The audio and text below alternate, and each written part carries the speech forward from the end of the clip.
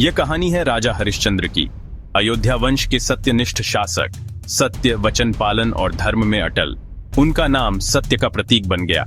फिर आई उन्हीं पर एक भयंकर परीक्षा। ऋषि विश्वामित्र ने सत्य की परीक्षा तय की। उन्होंने भारी दक्षिणा मांगी। राजा ने वचन दिया, मैं दक्षिणा दूंगा चाहे कीमत कुछ भी हो। और वे वचन निभाने निकले।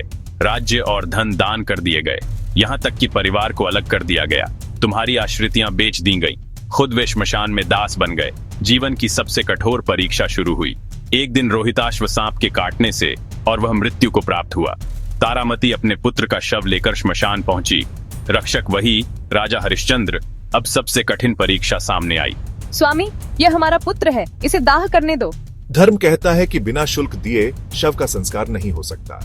मेरे पास देने को कुछ नहीं है। यदि चाहो तो मेरे आंसू ही स्वीकार करो। वचन और धर्म ने उसे रोक दिया।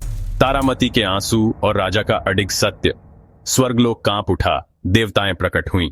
राजन, आपने सत्य और धर्म नहीं छोड़ा। आज से आप अमर हैं।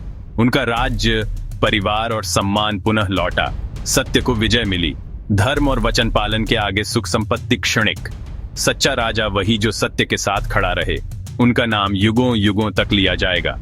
शिक्षा, सत्य की राह कठिन पर जीत सुनिश्चित। वचन और धर्म का साथ ही सच्ची महिमा है।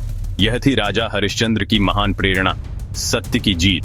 और ऐसी कहानियों के लिए सब्सक्राइब करें। धन्यवाद।